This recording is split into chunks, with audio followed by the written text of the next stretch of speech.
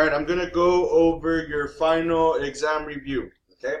So number one, which function corresponds to all of the values in the table? So remember, to do this, you want to add a table into Desmos, right? The plus sign, and then add a table.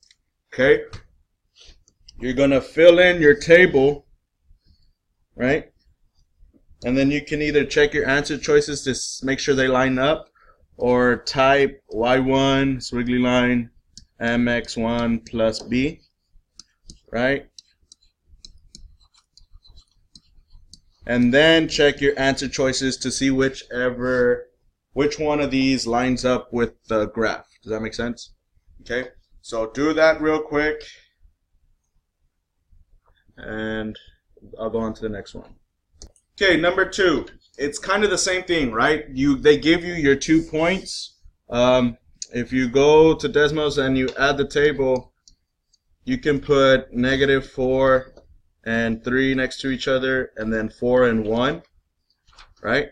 And then you would do the y1 squiggly line mx1 plus b. It graphs the line for you, and then you want to check each of your answer choices to see which one of those is the exact same line as the one on the graph. Okay? You could also just graph these and see which one matches this, right? Like, I can already eliminate 2 answer choices because I know what kind of slope is this. It's a negative slope, right?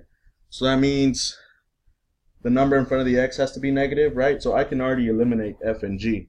It's between h and j, right? So go ahead and do that real quick.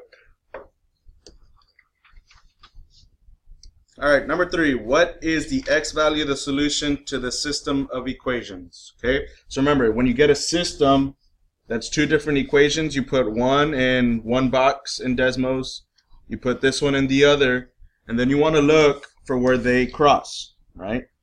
Where they cross is what your solution is, and if you click on it, they give you the 2 numbers. But what they want to know is the x value, right?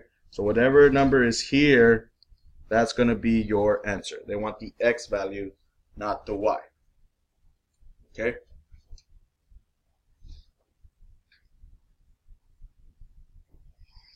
All right, number 4. Number 4, what is the y value of the solution to the system of equations?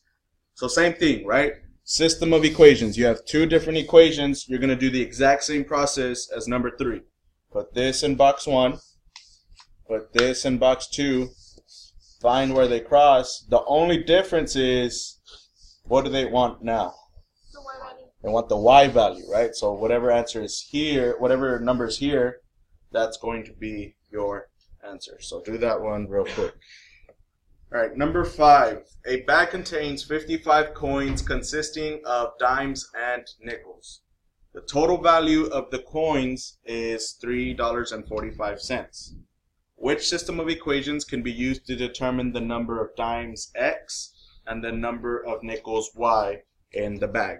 Okay, so what does x represent? Dimes. How much are dimes worth? 10 cents, right? Okay, what does y represent? Nickels. And how much are those worth? How much are nickels worth? 5 cents, right? So next to an x, I should see 0.10, and next to y, I should see 0.05. So if you start looking at your answer choices, 0.10x, that's good. 0.05x, not good. B is incorrect. C, 0.05x, again, incorrect, right? Your dimes are worth 10 cents. So if you look at D, 0.10x, that's good.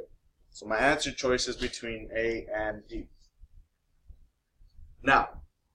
X and Y stand for the number of nickels, right? X is the number of nickels, and Y is, no, X is number of dimes, my bad, number of dimes.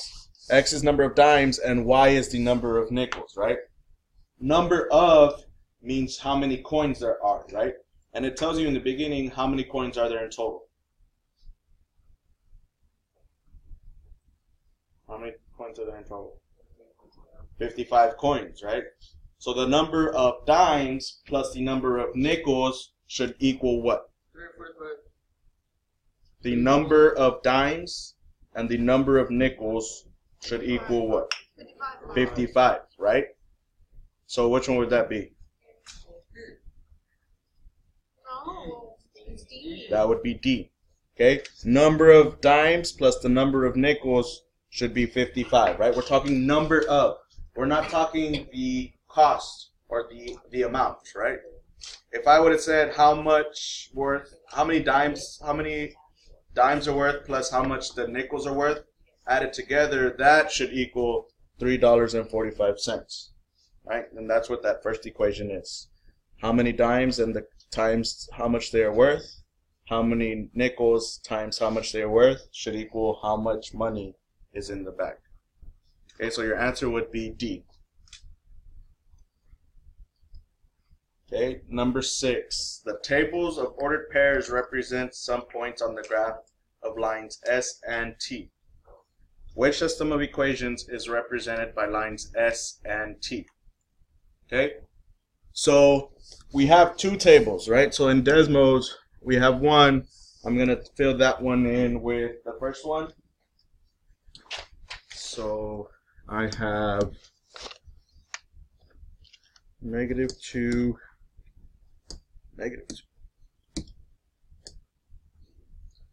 -1, 0, and 1. That's 7, 6, 5, and 4. So then I want to add another table, right? It's a different table. So T, I have -2, 1, 4, and 7. And so that's -3, -1, 1, and 3. Okay, so there are your dots. What you want to do is type in your answer choices, and you want to type in both equations. Okay, I'm going to type in G 2x plus 3y equals 5. Okay, see, that doesn't line up with any of them, right? So that's incorrect. So I have to line up with all of them? It has, not all of them. It has to line up with either this set or this set, right? Because if I put the next equation, x plus y equals 5, see how this one lines up with this set of dots? So that means this black line has to line up with this one, meaning x plus y equals 5 has to be one of your answers. So it's between F and G. And so for F, it's 2x minus 3y. And that's when it lines up with both sets of dots. Does that make sense? Okay, so your answer would be F.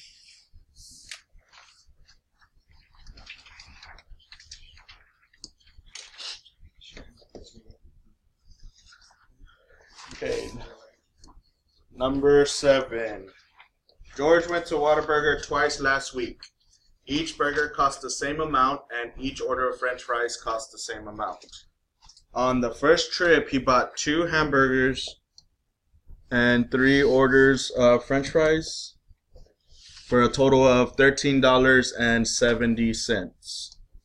On the second trip, he bought 4 hamburgers and 2 orders of French fries for a total of $19.24. So you have 2 different situations. When you have 2 different situations, you're going to write a system, meaning you're going to write 2 equations, one for each situation. So remember, when you have 2 options, they're on the same side, right? So I'm going to use H for hamburgers and F for French fries. So he bought 2 hamburgers plus 3 French fries, and that equaled a total of $13.70. Then on the next trip, he got 4 hamburgers plus 2 French fries, and that came out to a total of 1924. So now you have your system of equations. Now you can put this into Desmos, right? I would replace H with X and F with Y, right? So when you graph them, they want to know what is the cost in dollars of each hamburger, right? So whenever you get your ordered pair to find out when they cross, we replaced hamburgers with X, so we're looking for X. Okay, so I'll do that real quick. All right, number 8. 20 years ago, Mr. Davis purchased his home for $160,000. Since then, the value of the home has increased about 5% per year. Which function could be used to determine the value f of x of Mr. Davis' house after x years? So if you look at your answer choices, they all have x in the exponent, right? So that's our exponential function, right? And that's y equals ab raised to the x power, right? What does a stand for? Remember, what is a? Your start, right? Your initial value, your starting value, right? And a starts the alphabet, a starts our function, right? So whatever you start with has to start your equation. How much did the home start? The value of the home, what did it start at? 100,000, right? $160,000. So that's what has to start your function. Meaning C and D are incorrect, right? These two are wrong. So it's between A and B, right? Then we talked about when we did the dollar presentation that on Desmos, if it's an increase, it has to be more than $1, right? It can't be less than $1. If it's less than $1, then it's a decrease, right? Which one of these is more than $1? B, right? $1.05 or 5 cents. It has to be $1.05. So if it's an increase, it has to be more than $1. So your answer would be B. Does that make sense?